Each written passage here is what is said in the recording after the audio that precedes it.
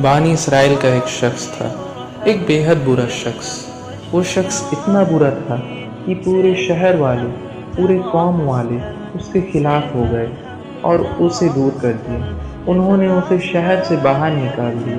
اب وہ اکیلا تھا، بنا کھانے کے، بنا کسی انتظام کے۔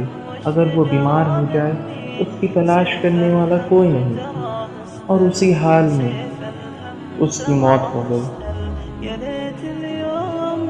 اللہ سبحانہ و تعالی نے اس وقت کے نبی کو وحی بھیجا، اور اللہ نے انہیں بتایا کہ میرا ایک عزیز دوست کی وفات ہو گئی ہے، تو جاؤ اور اس کے جسم کو نہلاؤ اور اس کا جنازہ تیار کرو، اور جاؤ اور گاؤں میں اعلان کر دو کہ جو کوئی اس کے جنازے کی نماز میں شامل ہوگا اس کی مغفرت ہو جائے گی۔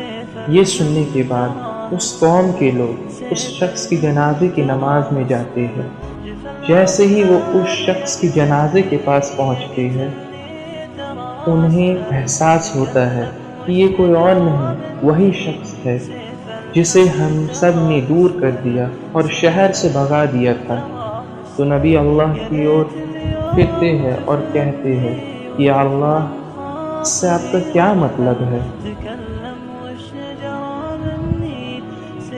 تو اللہ سبحانہ و تعالی جواب دیتا ہے کہ وہ اکیلا تھا، ذلت میں تھا، حقیر تھا، اس کا کوئی دوست نہیں تھا، کوئی رشتہ دار نہیں۔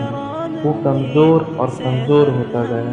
وہ کسی اور کی اور نہیں مڑ سکتا، کوئی اور نہیں، کھٹکھٹانے کے لیے کوئی دروازہ نہیں، مدد مانگنے کے لیے کوئی نہیں، کوئی اور نہیں جس کے پاس وہ جا کے پناہ لے سکے۔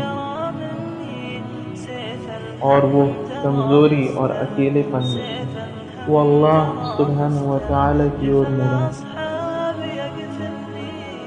اور اس نے کہا یا اللہ، اگر مجھے پتا ہوتا کہ مجھے سزا دے کر تیری عظمت بڑھے گی اور مجھے معاف کرنے سے تیری عظمت گھٹے گی، تو میں تجھ سے مجھے معاف کرنے کے لیے نہیں کہوں گا۔ لیکن یا اللہ، اگر مجھے معاف کرنے سے تیری عظمت نہ گھٹے گی اور نہ مجھے سزا دینے سے تیری عظمت اور جلال نہ بڑھے گی، تو پھر یا اللہ، تیرے سوا میرا کوئی نہیں ہے۔ اللہ، کوئی جگہ نہیں ہے جہاں میں پناہ لے سکوں، کوئی اور رخ نہیں ہے جہاں میں جا سکوں سوائے یا اللہ تیرے۔ یا اللہ مجھے معاف کر دے۔ اس حالات میں اس شخص کی موت ہوئی۔ آپ جانتے ہیں کہ اللہ عز و جل نے کیا کہا؟ اللہ نے اپنے نبی سے فرمایا کہ اس کی توبہ